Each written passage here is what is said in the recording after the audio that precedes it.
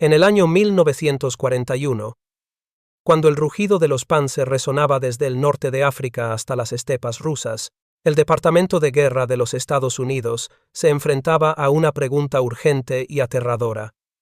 ¿Cómo responder a una maquinaria bélica que parecía imparable? Europa estaba en llamas, y la sombra de los tanques alemanes se extendía sobre cada mapa. En Washington, entre pasillos cubiertos de humo y olor a tinta, ingenieros, generales y burócratas debatían sin descanso. Los británicos clamaban por ayuda. Los informes hablaban de una nueva arma alemana que arrasaba sin oposición. El Panzer IV, el orgullo del Tercer Reich. Frente a esa realidad, el ejército estadounidense se veía obligado a improvisar una respuesta rápida, práctica y barata. Así nació un tanque que nadie creía capaz de luchar, el M4 Sherman. Antes de continuar, cuéntanos desde dónde nos estás viendo. Y si esta historia te llega al corazón, asegúrate de suscribirte, porque mañana he preparado algo realmente especial para ti. Su gestación no fue heroica, sino pragmática. No surgió de un laboratorio secreto ni de una visión genial, sino de una reunión apresurada en el Pentágono. Los ingenieros del Arsenal de Detroit y los de la American Locomotive Company recibieron una orden directa: diseñar un carro medio, capaz de ser producido en masa, fácil de reparar y que pudiera cruzar el Atlántico sin desarmarse. No debía ser el mejor tanque del mundo, debía ser el más abundante. Esa decisión, que muchos consideraron una rendición técnica, se convertiría más tarde en una de las apuestas más decisivas de la Segunda Guerra Mundial. A diferencia de los blindados europeos, el Sherman era ligero, rápido y sencillo. Pesaba poco más de 30 toneladas, mucho menos que los monstruosos Tigre alemanes. Su cañón de 75 milímetros no podía perforar el grueso blindaje enemigo a larga distancia, pero sí podía disparar con velocidad, girar su torreta con suavidad hidráulica y moverse sin cesar. En los primeros bocetos, los propios diseñadores dudaban. Demasiado alto, demasiado delgado, escribió el ingeniero jefe Clarence Detterman en su informe al Departamento de Armamento. El general Jacob Devers, uno de los principales defensores del proyecto, respondió: «No necesitamos un tanque que gane un duelo, necesitamos un tanque que gane la guerra». Las primeras maquetas del M4 fueron recibidas con escepticismo. Su silueta recordaba a un toro encorvado, con un casco redondeado que muchos consideraban un punto débil. Los soldados que lo vieron por primera vez en el campo de pruebas de Aberdeen en Maryland lo apodaron la lata rodante. El blindaje frontal, de poco más de 5 centímetros, parecía ridículo frente a los cañones de los Panzer. Los tripulantes, muchos de ellos mecánicos y granjeros reclutados a toda prisa, se miraban entre sí con incertidumbre. Uno de ellos, el sargento, John Thompson, escribió en su diario: «No sé si esto es un tanque o una trampa mortal con orugas». Sin embargo, lo que el Sherman tenía a su favor no era su fuerza, sino su espíritu industrial. Cada componente había sido pensado para producirse en cadena: tornillos estándar, motores de aviación reconvertidos, sistemas eléctricos simples. Mientras Alemania destinaba meses a ensamblar un solo Tigre, las fábricas de Michigan y Ohio podían construir un Sherman en menos de una semana. La economía estadounidense, aún en expansión tras la Gran Depresión, se transformó en un coloso de acero y fuego. Las líneas de montaje de Ford, Chrysler y General Motors dejaron de fabricar autos para producir tanques, y las manos que antes daban forma a carrocerías ahora soldaban blindajes. En las fábricas, las mujeres con pañuelos rojos y las mangas arremangadas se convirtieron en el alma del esfuerzo bélico. Rosie the Riveter ya no era solo un símbolo, sino una realidad en cada línea de producción. En los muelles del río Detroit, los tanques recién pintados se alineaban como gigantes dormidos, esperando embarcar hacia África o Europa. Cada uno llevaba estampado un número de serie, un código de esperanza.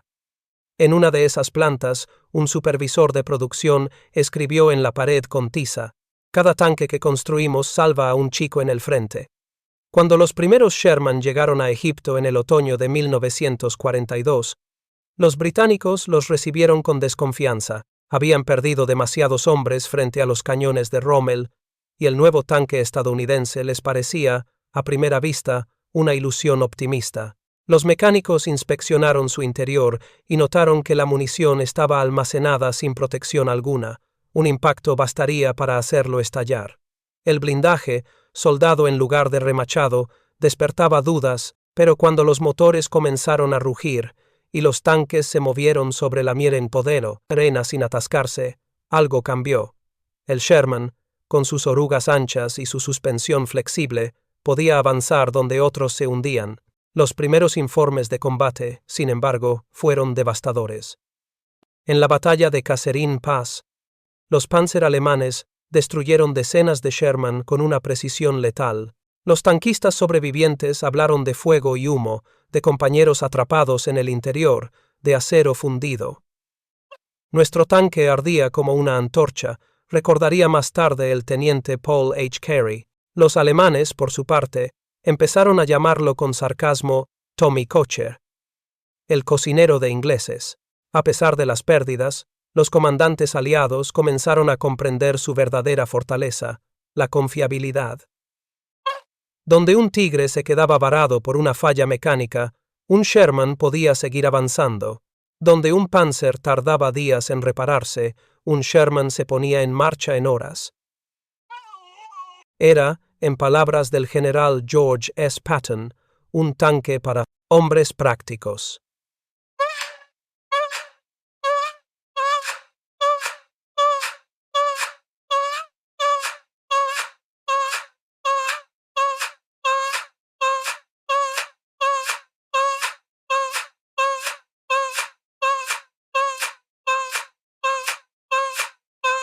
Sino con persistencia. En los meses siguientes, mientras las fábricas seguían produciendo sin descanso, el Sherman se transformó de un símbolo de debilidad en el emblema de la resiliencia aliada. Los ingenieros empezaron a incorporar mejoras. Un blindaje adicional, municiones húmedas para reducir incendios, un cañón de 76 milímetros con mayor poder de penetración. Cada cambio nacía de la sangre derramada, de los informes que llegaban desde el frente. Cada tornillo añadido era una lección aprendida en el campo de batalla, pero nada de eso eliminaba el miedo de los tripulantes. Cada vez que subían al tanque, sabían que su supervivencia dependía no del grosor del acero, sino de su ingenio. Aprendieron a moverse rápido, a atacar en grupo, a evitar duelos frontales. Se convirtieron en cazadores de sombras, usando el terreno, la velocidad y la cooperación. Transformó en una alianza íntima con ella. Muchos les dieron nombres: Lucky Lady, Faith, Georgia Peach. Eran más que tanques. Eran compañeros que los acompañaban entre la arena y la muerte.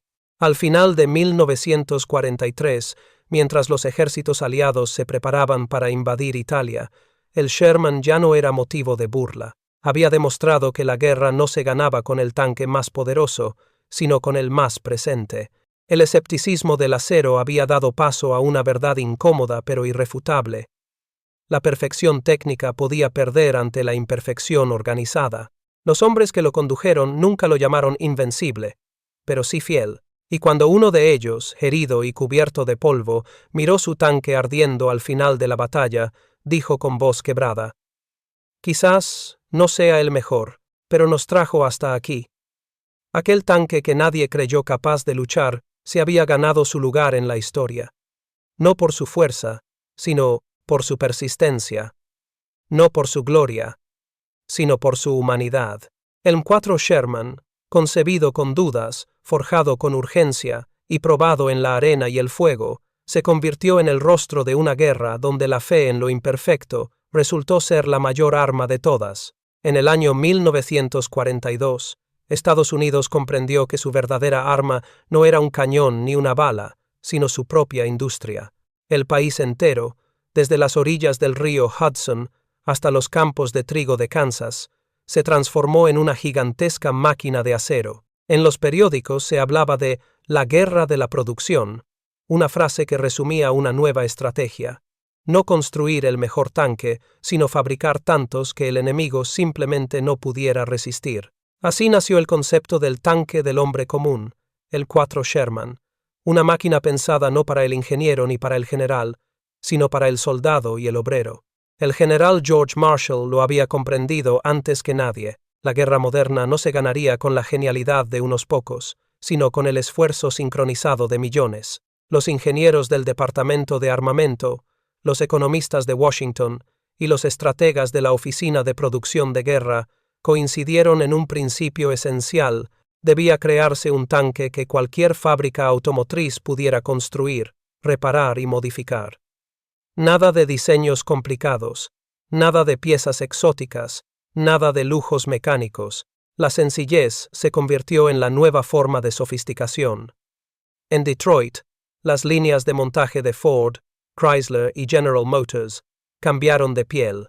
Donde antes se ensamblaban automóviles con tapicerías y cromados, ahora se soldaban planchas de acero y se montaban cañones. Las fábricas trabajaban día y noche, en 3 turnos ininterrumpidos. El estruendo de los martillos neumáticos y el brillo de las chispas eléctricas eran la música del nuevo frente doméstico. En la planta de Lima, en Ohio, un cartel colgaba sobre la entrada principal: cada hora, un tanque más cerca de la victoria. Aquella frase no era retórica. Los registros muestran que a mediados de 1943, Estados Unidos producía un Sherman cada 55 minutos. El secreto estaba en la estandarización. Cada tornillo, cada perno y cada eje del Sherman seguía las mismas medidas. Cualquier parte fabricada en Nueva Jersey podía encajar perfectamente en un tanque ensamblado en California. Esa precisión no era un capricho técnico, sino una revolución industrial. Permitía que, si un tanque era dañado en el frente, los mecánicos pudieran reemplazar piezas enteras con repuestos llegados de cualquier parte del mundo. No había tiempo para el arte. La guerra pedía eficiencia. Mientras los ingenieros europeos discutían sobre blindajes y calibres, los estadounidenses hablaban de cadenas de suministro, de trenes de carga, de barcos Liberty repletos de piezas y combustible. La fuerza del Sherman no estaba en su cañón, sino en su logística. Por cada tanque alemán que se perdía, podían llegar 5 Sherman nuevos al frente. Esa desproporción no era casualidad, sino la materialización de una visión colectiva. Vencer no por superioridad técnica, sino por persistencia inagotable. En las fábricas, la guerra tenía otro rostro. Mujeres, inmigrantes y campesinos que jamás habían visto un tanque se convirtieron en los artífices anónimos del esfuerzo bélico. Una de ellas, la soldadora Margaret Hollings, recordaría años después: cada vez que terminaba una soldadura, pensaba que quizá ese tanque salvaría a un chico que nunca conoceré.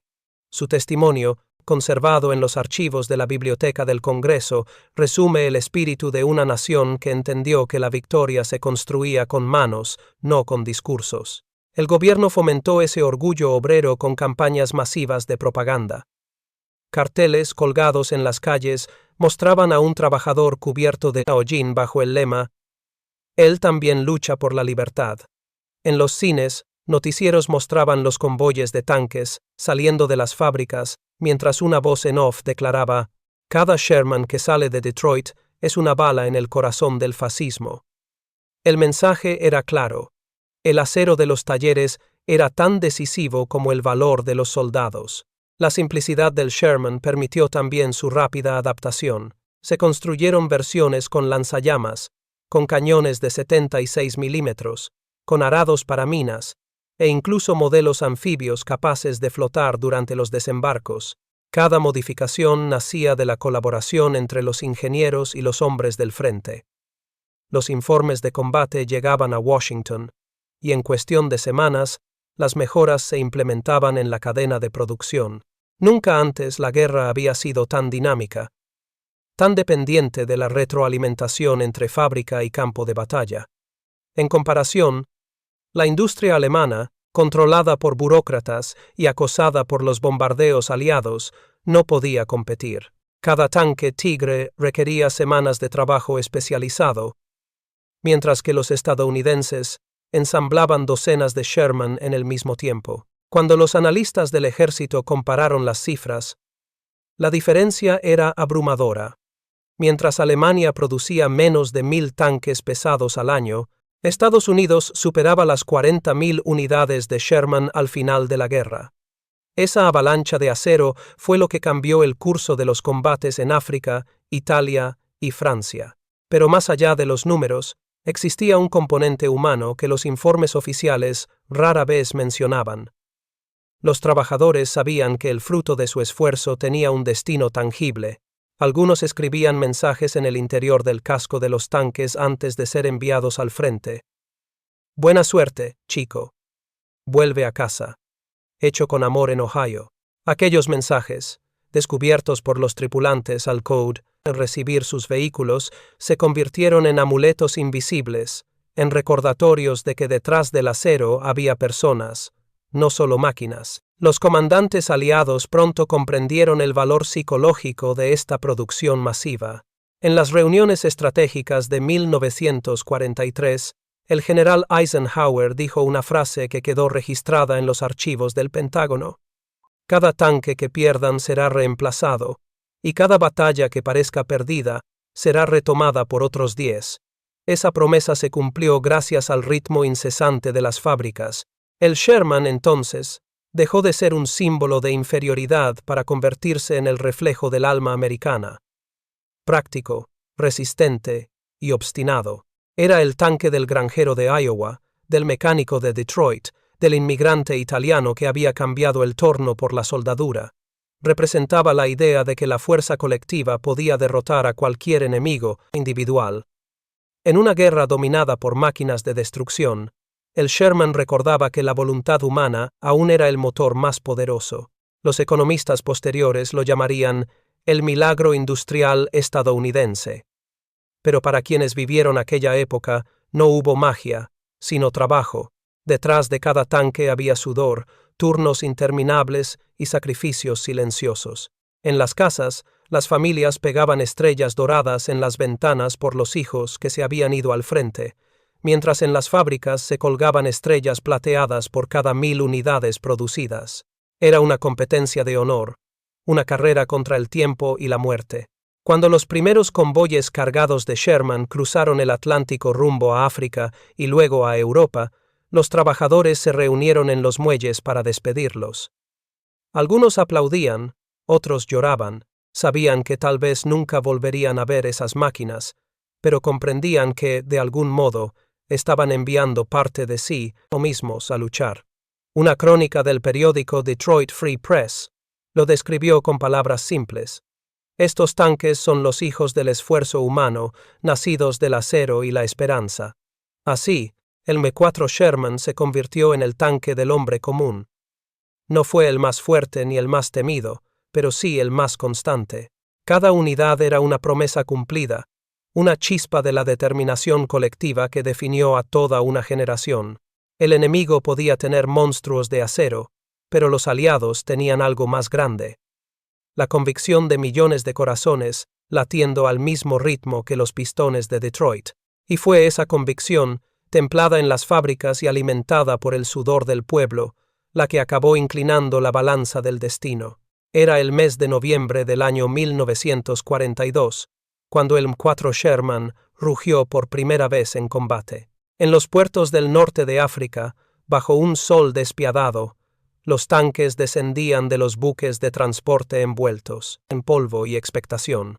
La Operación Torch marcaba el regreso del ejército estadounidense al campo de batalla europeo, y con ella, el debut del tanque que habría de convertirse en el símbolo de la maquinaria aliada. Los hombres que lo conducían no sabían que estaban a punto de enfrentar no solo al enemigo alemán, sino también a los límites de su propia creación. La arena del desierto no perdonaba errores, ni los motores, ni las orugas, ni los hombres estaban acostumbrados a aquel infierno amarillo donde el aire ardía y la visibilidad se desvanecía entre torbellinos de polvo. Las unidades estadounidenses recién desembarcadas en Argelia y Marruecos avanzaban con cautela, mientras más al este, las fuerzas británicas del octavo ejército ya se batían contra el Afrika Korps de Rommel en los alrededores de Túnez. Allí, Los Panzer IV esperaban con sus cañones largos de 75 milímetros, listos para enseñar a los recién llegados una lección brutal sobre la guerra moderna. El sargento estadounidense William Bill Harding, de la Compañía C del 2, Jorro Batallón Blindado, recordaría años después el sonido del primer impacto en su Sherman. Fue como si alguien hubiera golpeado la pared de la iglesia con un martillo gigante. Aquel proyectil alemán rebotó en el frontal inclinado del tanque, dejando una cicatriz brillante sobre la pintura verde oliva. Nos salvó la suerte, no el blindaje. Escribiría más tarde en su diario. Y tenía razón. El Sherman, con sus planchas de 50 milímetros, podía resistir algunos impactos, pero frente a la precisión de los cañones de Rommel, la suerte era un recurso tan valioso como el acero. En los primeros días de la campaña, los aliados descubrieron que su nuevo tanque era a la vez una bendición y un riesgo. Era rápido, con un motor radial que respondía sin titubeos incluso bajo el calor extremo, y podía recorrer largas distancias sin necesidad de reparaciones complejas. Pero su cañón corto de 75 milímetros, diseñado más para apoyo a la infantería que para duelos de tanques, quedaba corto frente a los Panzer IV y los cañones antitanque alemanes PK-40. La estrategia debía cambiar, y rápidamente. Los británicos, veteranos del desierto tras años de combates en Tobruk y el Alamein, fueron los primeros en comprenderlo. En lugar de enfrentar a los alemanes frontalmente, comenzaron a usar el terreno como aliado. Avanzaban por las dunas en líneas amplias, atacando desde los flancos, donde el blindaje lateral de los Panzer era más débil. Un comandante británico, el mayor Harold Sutton, explicó aquella táctica en un informe al 13 Cuerpo. Si el Sherman no puede vencer de frente, que lo haga desde la sombra. Esa frase se volvió mantra entre las tripulaciones mixtas angloamericanas que patrullaban las arenas del sur tunecino. Las batallas de Teburba y Kasserine serían las pruebas definitivas. En la primera, los Sherman demostraron su movilidad. A pesar de perder una docena de unidades bajo fuego enemigo, los tanques restantes lograron rodear una posición alemana y forzar su retirada. En Kasserine, sin embargo, la historia fue distinta. Los hombres de Rommel, curtidos y disciplinados, aprovecharon el terreno y la superioridad de sus cañones para destrozar a las fuerzas estadounidenses que aún carecían de experiencia. Más de 40 Sherman fueron destruidos o abandonados en un solo día. Las imágenes de sus cascos humeantes, medio enterrados en la arena, llegaron a Washington y a Londres como un recordatorio de que el entusiasmo industrial no podía reemplazar la experiencia en combate. Sin embargo, entre el humo y las pérdidas, también nació una nueva comprensión del valor del Sherman. Los mecánicos podían reparar un tanque averiado en cuestión de horas, las tripulaciones podían aprender de los errores y volver al combate el mismo día. Los soldados comenzaron a notar que, aunque no era el más fuerte, el Sherman los llevaba de regreso a casa más veces que cualquier otro vehículo. Un tanque podía arder, pero otro llegaría en cuestión de días para reemplazarlo. Esa continuidad creó una sensación de confianza colectiva que los alemanes, con su escasa producción, no podían igualar. En los campamentos nocturnos, bajo un cielo salpicado de estrellas y el viento del Sahara aullando entre los cascos, los hombres hablaban de su tanque con una mezcla de respeto y resignación. «Es como un caballo viejo», decía Harding. «No el más rápido ni el más fuerte, pero siempre te lleva donde necesitas ir». En las tiendas de campaña improvisadas, compartían latas de comida y reparaban piezas a la luz de las lámparas. A menudo usaban fragmentos de otros Sherman destruidos, reutilizando planchas de blindaje o engranajes. Era una guerra de reciclaje y astucia, donde cada tornillo podía significar la diferencia entre la vida y la muerte. Los británicos bautizaron al Sherman como Ronson, por la famosa marca de encendedores, porque siempre encendía a la primera. Era un apodo cruel, pero no del todo injusto. El tanque tendía a incendiarse cuando un proyectil perforaba el compartimiento de municiones.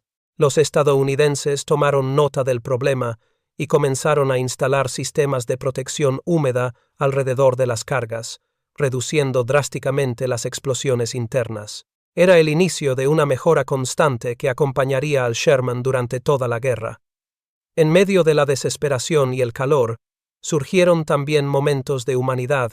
En la noche posterior a la batalla de Sidi Bou Zid, una tripulación británica rescató a 3 estadounidenses atrapados en un tanque ardiendo. El comandante británico, el teniente Charles Bower, dejó registrado en su diario: «Nunca había visto tanto coraje ni tanto miedo mezclados. Aquellos chicos no abandonaron su Sherman hasta que el fuego les lamió los pies». Ese testimonio, conservado hoy en el Imperial War Museum, es un recordatorio de que el acero era solo un vehículo. El verdadero motor era el corazón de los hombres. Los informes del Trete Cuerpo Británico describieron al Sherman como imperfecto, pero indispensable. Era una evaluación honesta. Los generales aliados entendieron que aquel tanque no ganaría duelos de precisión, pero sí guerras de resistencia. En las arenas del norte de África, los aliados aprendieron a luchar con lo que tenían, y lo hicieron con una mezcla de improvisación, ingenio y valor. Cada batalla perdida se convirtió en una lección. Cada tanque destruido, en un aprendizaje técnico que sería aplicado en el siguiente modelo. Cuando Rommel se retiró finalmente hacia Túnez en la primavera de 1943, lo hizo perseguido por columnas interminables de Sherman. Aquel tanque, que meses atrás había sido motivo de burla, ahora avanzaba con una confianza silenciosa, símbolo de una maquinaria que había aprendido a caminar antes de correr. Los veteranos del desierto sabían: preparar y narrar esta historia nos llevó mucho tiempo, así que si la estás disfrutando, suscríbete a nuestro canal, significa mucho para nosotros. Ahora volvamos a la historia. Que la guerra estaba lejos de terminar, pero también sabían que habían sobrevivido al fuego inicial, al bautismo del desierto. El sol del Sahara se alzaba cada día sobre los cascos amarillentos del Sherman, reflejando destellos que parecían promesas. No era el tanque perfecto, pero era el tanque presente, el que estaba ahí cuando más se necesitaba. Para los hombres que lo tripulaban, aquella máquina ya no era solo un instrumento de guerra, sino un compañero de viaje, testigo de su miedo, su ingenio y su esperanza. Y en ese desierto interminable, entre los restos de acero y las huellas que el viento pronto borraría, nació algo más fuerte que cualquier blindaje: la certeza de que la victoria no siempre pertenece al mejor, sino al que se niega a rendirse. En el año 1943, el rugido del M4 Sherman ya se escuchaba en 3 continentes. Aquel tanque, nacido en las fábricas de Detroit y Lima, había cruzado océanos y desiertos para convertirse en algo más que un vehículo de guerra. Era el hilo de acero que unía a ejércitos diferentes bajo una misma causa. Británicos, soviéticos, franceses y chinos, todos encontraron en él una herramienta imperfecta, pero constante. Su silueta, redondeada y familiar, se volvió símbolo de la alianza más grande que el mundo había conocido. En el norte de África, el desierto fue el primer escenario donde los británicos comprendieron el verdadero valor del Sherman.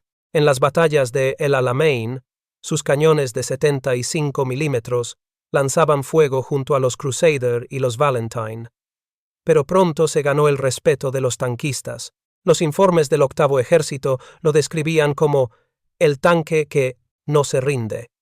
Su motor radial, diseñado originalmente para aviones, funcionaba incluso después de atravesar tormentas de arena y temperaturas insoportables. En los talleres improvisados de Tobruk, los mecánicos británicos pintaban cruces blancas sobre los cascos recién reparados y lo apodaban con afecto: el Yankee resistente.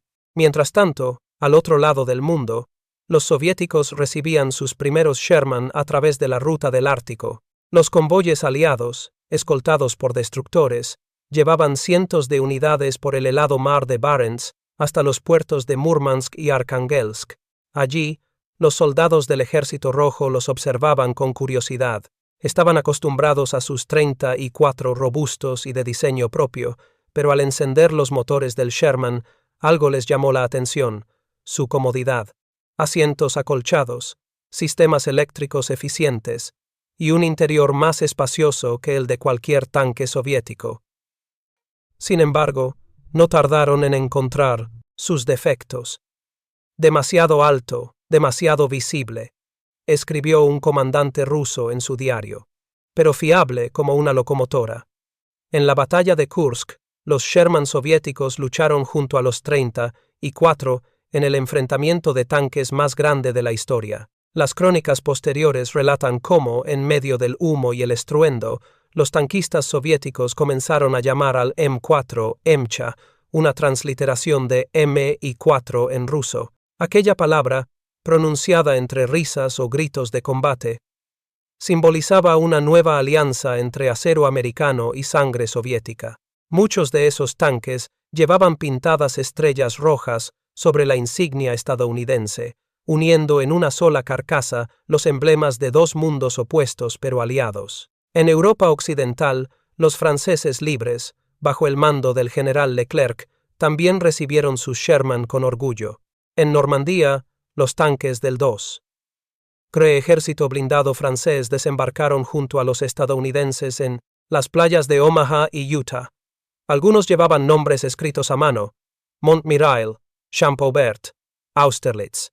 Eran homenajes a victorias napoleónicas, un recordatorio de que Francia, aunque ocupada, seguía viva. Para aquellos hombres, el Sherman no era solo una máquina prestada, era el vehículo de su redención. Un capitán francés, René Giraud, escribiría después: el Sherman no era francés, pero llevaba en su acero el eco de nuestra esperanza. Más al este, en las selvas de Birmania, los Sherman operaban bajo el calor húmedo y las lluvias interminables. Las unidades chinas, entrenadas por asesores estadounidenses, los utilizaban para abrir camino entre la maleza y los senderos empapados. El enemigo no era el Panzer alemán, sino las emboscadas japonesas. Allí, la potencia del cañón importaba menos que la fiabilidad del motor.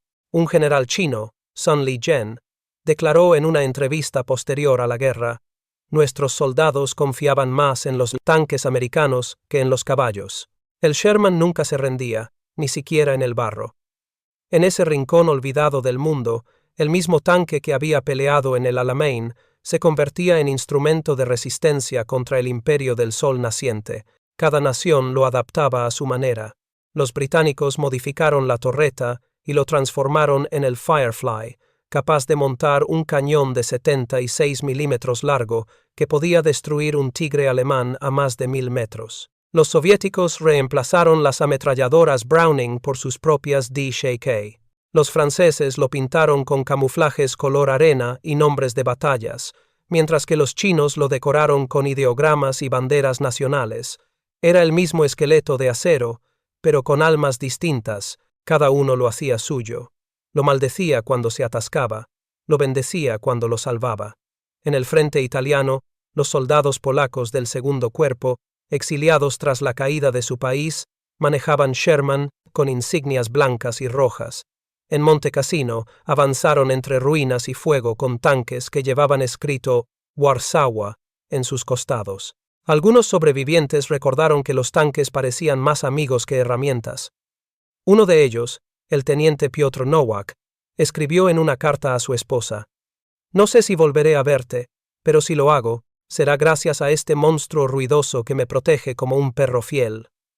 El Sherman se había convertido en un lenguaje común. No importaba si el comandante hablaba inglés, ruso, francés o chino.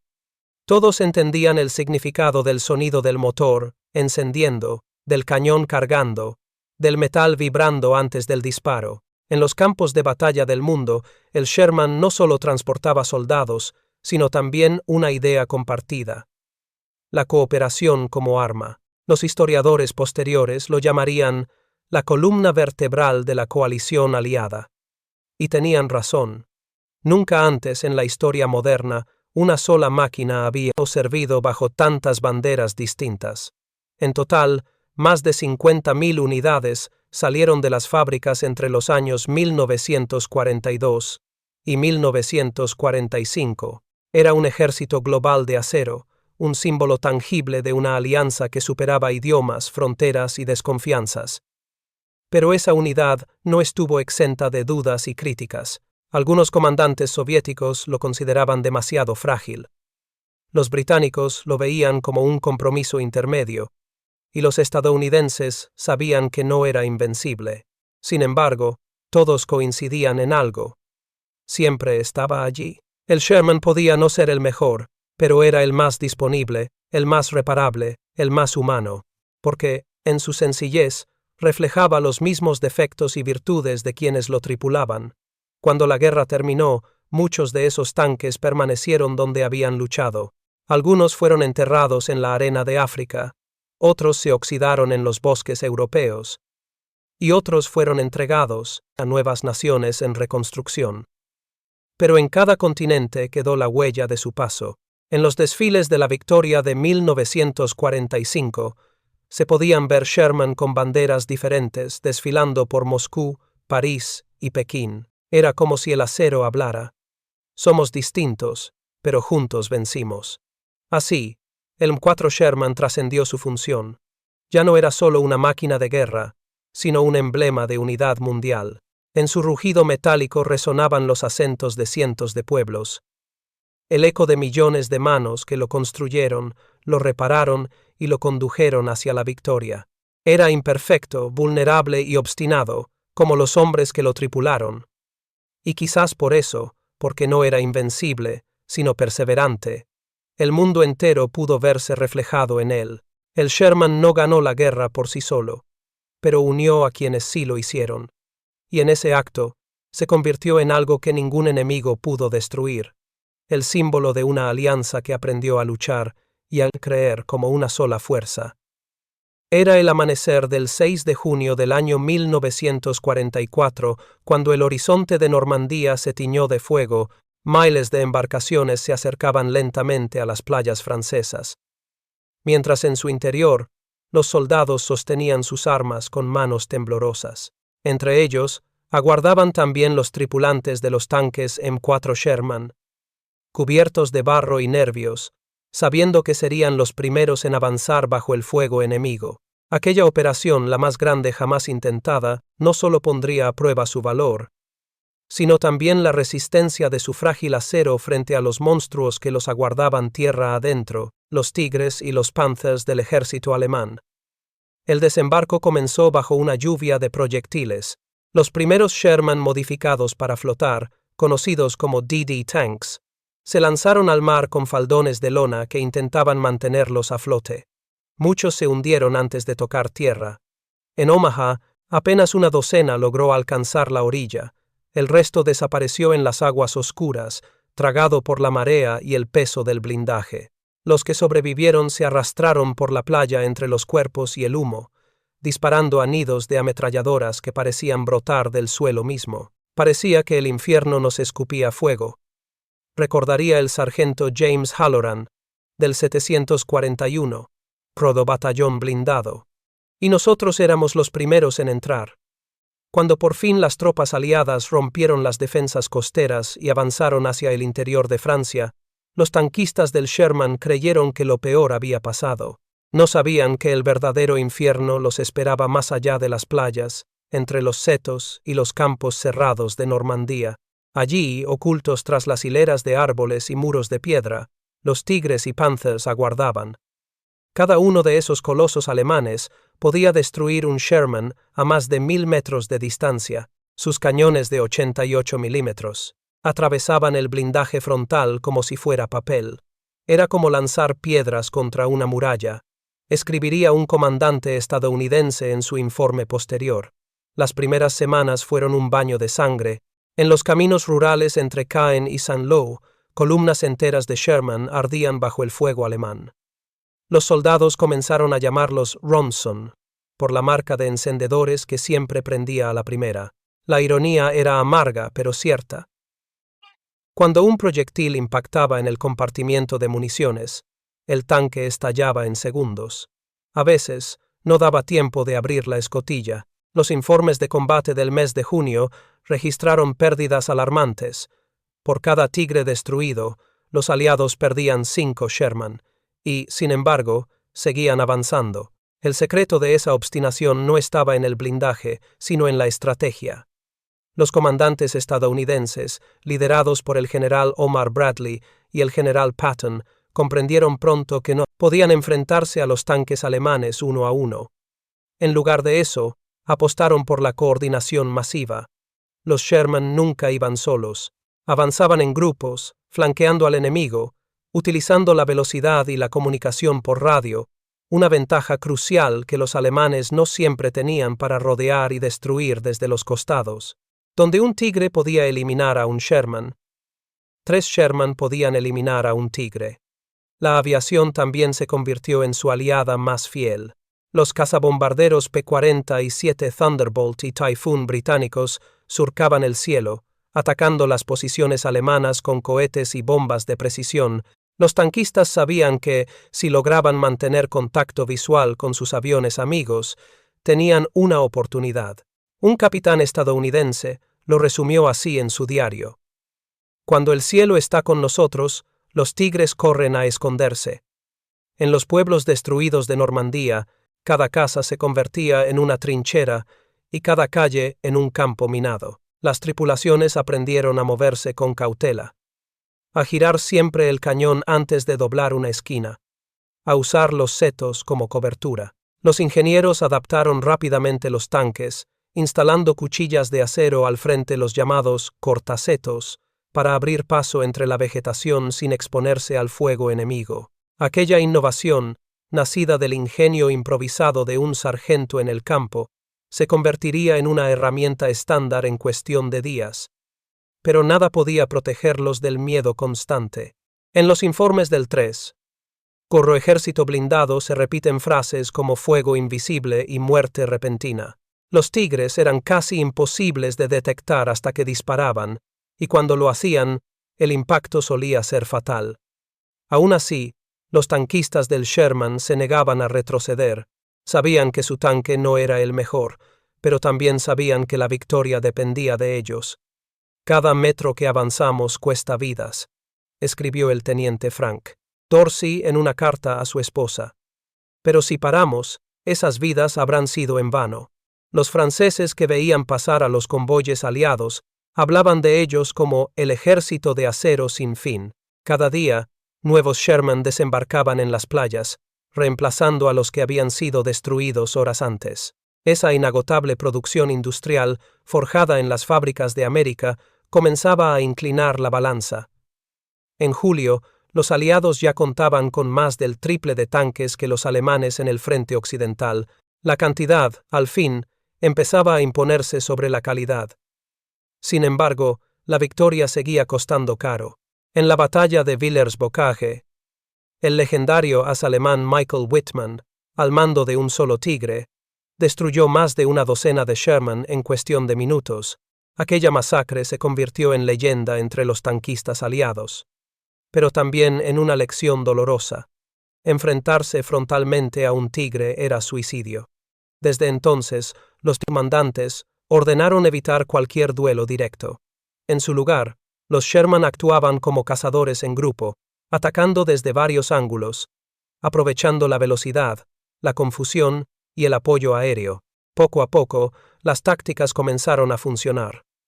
En agosto, durante la Operación Cobra, los aliados rompieron las líneas alemanas al sur de Saint-Lô. Miles de bombarderos despejaron el camino, y los Sherman avanzaron por los campos abiertos con una coordinación casi perfecta. Los tigres, atrapados entre el fuego aéreo y las columnas de tanques, comenzaron a caer uno tras otro. La guerra mecanizada había cambiado de rostro. La precisión germana se estrellaba contra la fuerza arrolladora de la cooperación aliada. Aún así, las pérdidas seguían siendo devastadoras.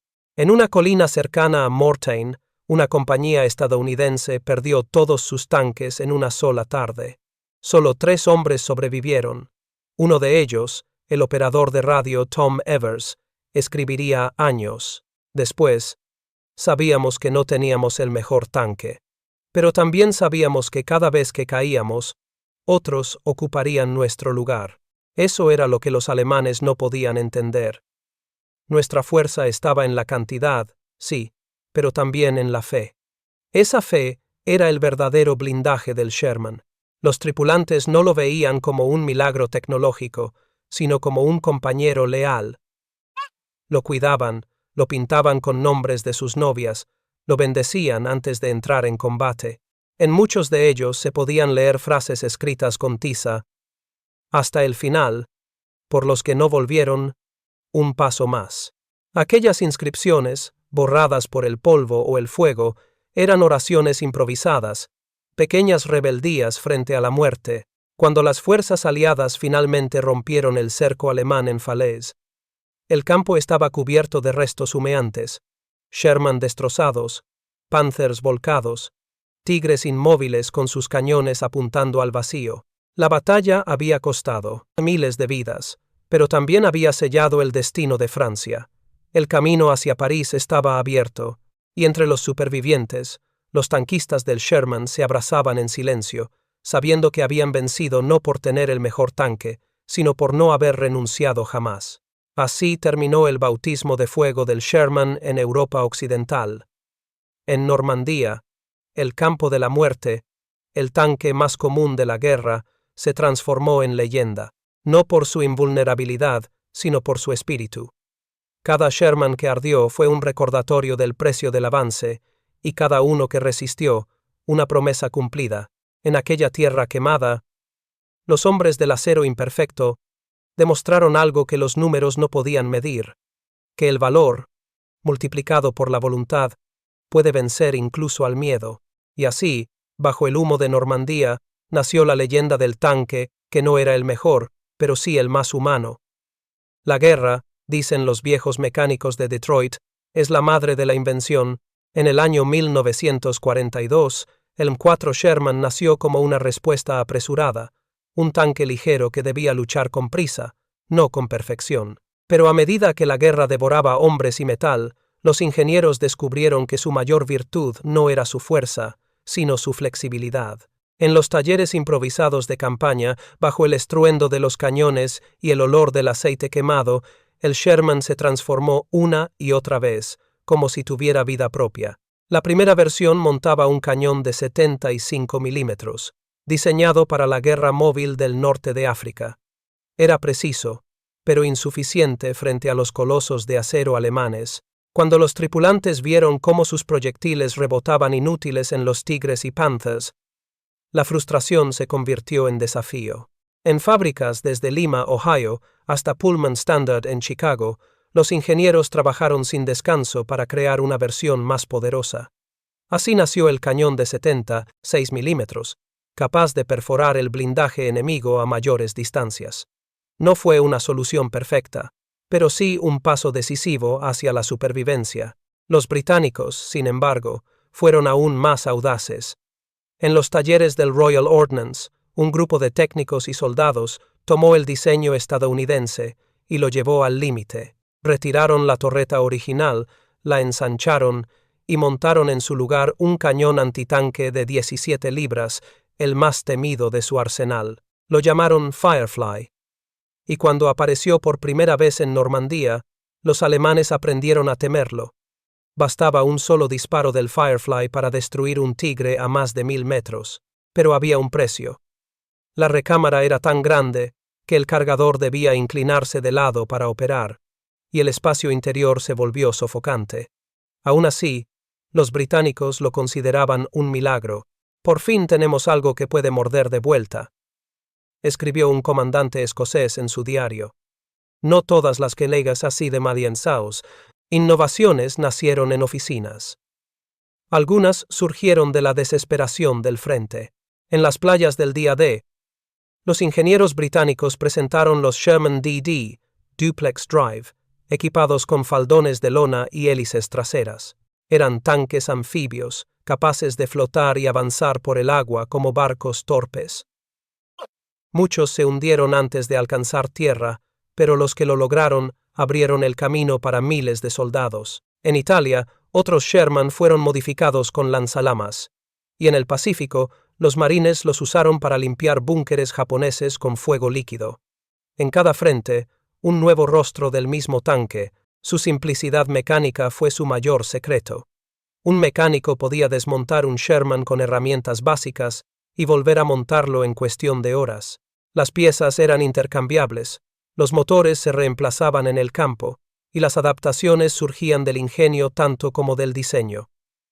En los diarios de guerra abundan notas escritas con manos, manchadas de grasa. Le cambiamos el cañón con partes de 3 tanques muertos.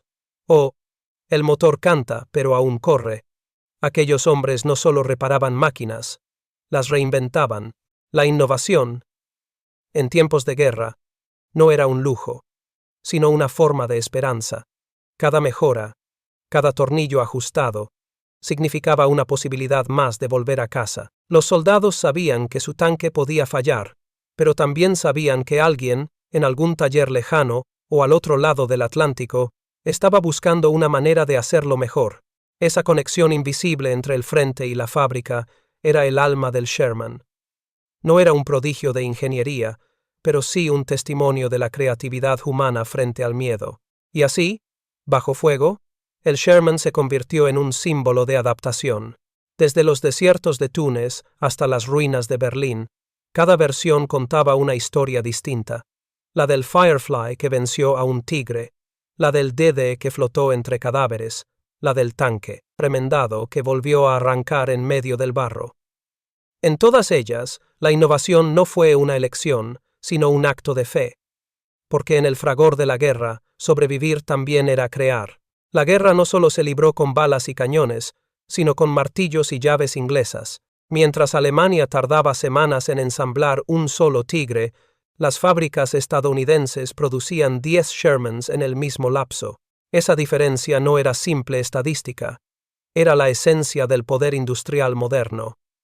En Detroit, Cleveland y Chicago, el estruendo del acero reemplazó al silencio de las oficinas. Hombres y mujeres, muchos que nunca habían visto un tanque, trabajaban turnos de 12 horas, forjando las piezas que cruzarían el Atlántico para enfrentar a Hitler. Cada soldador, cada obrero, se convertía en un combatiente invisible. El Sherman no era el más fuerte, ni el más temido, pero sí el más presente. Por cada tigre que rugía en el frente, una docena de Shermans avanzaban en formación. Si uno caía, otro lo reemplazaba antes del amanecer. Su diseño simple lo hacía reparable en el campo, y su producción masiva garantizaba un flujo constante. El enemigo construía máquinas para impresionar. Los aliados, máquinas para durar. El campo de batalla se convirtió en una ecuación matemática. Fabricar más rápido de lo que el enemigo podía destruir. En 1944, las líneas de montaje americanas alcanzaron su máximo ritmo. Un tanque cada 54 minutos. Esa cifra selló el destino del eje. Los Tigres eran obras maestras, pero el arte no puede detener una avalancha. El Sherman, despreciado por muchos, terminó simbolizando la victoria de la constancia sobre la perfección. Cuando los soldados miraban aquellos tanques avanzar en fila interminable, comprendían una verdad silenciosa. La guerra moderna no la ganaba quien tenía el mejor cañón, sino quien jamás dejaba de producir. Y ese fue el triunfo del hombre común, armado de acero y perseverancia. Cuando la guerra terminó en el año 1945, muchos creyeron que el rugido del Sherman se apagaría para siempre. Pero el tanque que había cruzado Europa y el Pacífico no conocía el descanso. Años después, su silueta volvió a aparecer entre las colinas de Corea, avanzando bajo la lluvia helada, enfrentando tanques soviéticos 34. Más tarde, en los desiertos del Sinaí y las colinas del Golán, los viejos 4 volvieron a luchar, esta vez bajo banderas israelíes y egipcias. Cada guerra parecía revivir su espíritu, como si aquel acero tuviera memoria. Los veteranos lo recordaban con sentimientos encontrados. Algunos lo llamaban la tumba móvil, otros el amigo fiel. En las reuniones de excombatientes, muchos levantaban una copa y decían, nos mantenía vivos, aunque a veces parecía querer matarnos, porque el Sherman no fue el mejor tanque, pero siempre estuvo allí cuando más se necesitaba. Su mantenimiento sencillo, su fiabilidad y su capacidad para adaptarse lo convirtieron en una leyenda silenciosa. Incluso en los años 50 y 60. Seguía patrullando fronteras, defendiendo repúblicas jóvenes y entrenando nuevas generaciones de soldados. Hoy, en museos de medio mundo, los Shermans se alzan como monumentos al ingenio humano. Sus tripulaciones envejecidas los visitan y acarician sus costados con respeto, como si saludaran a un viejo camarada. El mito del Sherman no nació de su potencia, sino de su perseverancia. Fue el tanque necesario para un tiempo imposible, el vehículo de una generación que aprendió que la victoria no depende solo del acero, sino del espíritu que lo conduce. Su rugido, apagado hace décadas, sigue resonando en la memoria de quienes entendieron que, a veces, la fuerza más grande no está en la máquina, sino en el corazón que la guía. A continuación, tienes 2 historias destacadas más justo en tu pantalla. Si esta te ha llegado, no querrás perderte las otras. Solo haz clic y échales un vistazo. Y no olvides suscribirte y activar la campanita de notificaciones para no perderte ninguno de nuestros próximos videos.